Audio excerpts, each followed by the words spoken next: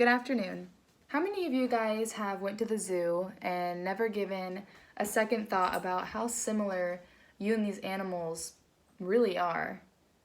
I had never really thought about it either until I read Untamed by Glennon Doyle.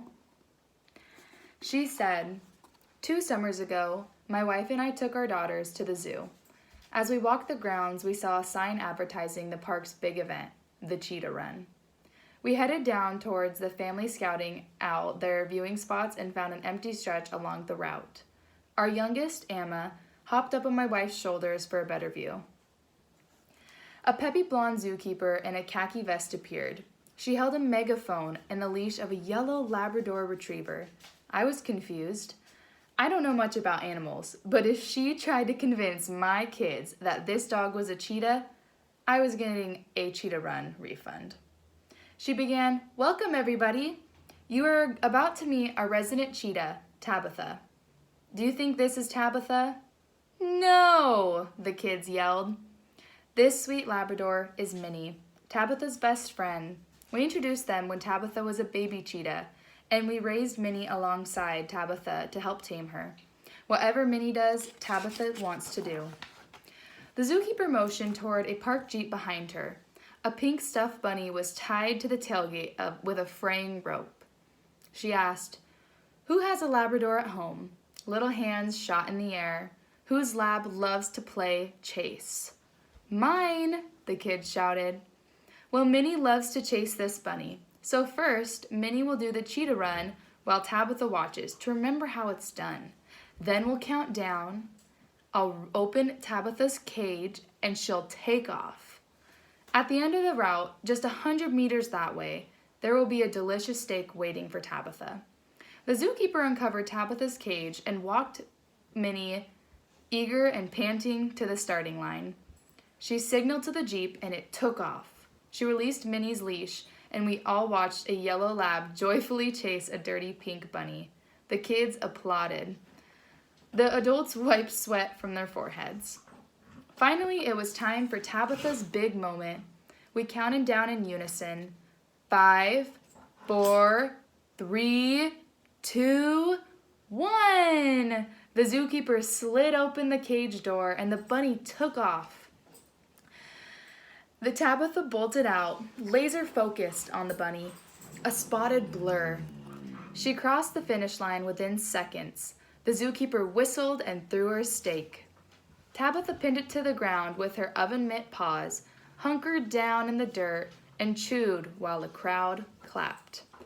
I didn't clap. I felt queasy. The taming of Tabitha felt familiar.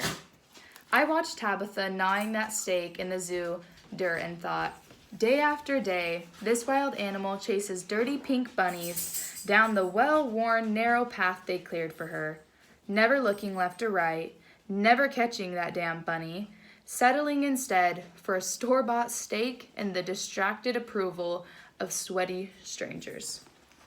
Obeying the zookeeper's every command, just like Minnie, the lab, she's been trained to believe she is. Unaware that if she remembered her wildness just for a moment, she could tear those zookeepers to shreds. When Tabitha finished her steak, the zookeeper opened a gate that led to a small fenced field. Tabitha walked through the gate and closed behind her. The zookeeper picked up her megaphone and asked for questions. A young girl, maybe 9 years old, raised her hand and asked, "Isn't Tabitha sad? Doesn't she miss the wild?" "Oh, I'm sorry, I can't hear you," the zookeeper said. "Can you ask that again?" The child's mother said louder, "She wants to know if Tabitha misses the wild." The zookeeper smiled and said, "No, Tabitha was born here. She doesn't know any different. She's never even seen the wild. This is a good life for Tabitha. She's much safer here than she would be out in the wild." While the zookeeper began sharing facts about cheetahs born into captivity, my older daughter, Tish, nudged me and pointed to Tabitha. There, in that field, away from Minnie and the zookeepers, Tabitha's posture had changed. Her head was high, and she was stalking the periphery, tracing the boundaries the fence created. Back and forth, stopping only to stare somewhere beyond the fence. It was like she was remembering something. She looked regal and a little scary. Tish whispered to me, "Mommy, she turned wild again." I nodded at Tish, and I kept my eyes on Tabitha as she stalked. I wish I could ask her, "What's happening inside of you right now?" Malibu. Sorry, that's my dog. I knew what she'd tell me. She'd say, "Something's off about my life.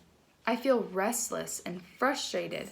I have this hunch that everything was supposed to be more beautiful than this." I imagined fenceless, wide open savannas. I want to run and hunt and kill.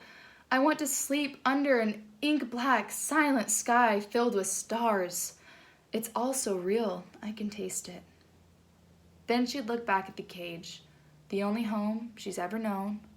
She'd look back at the zookeepers smiling, the bored spectators, and her panting, bouncing, begging best friend, the lab. She'd sigh and say, "I should be grateful.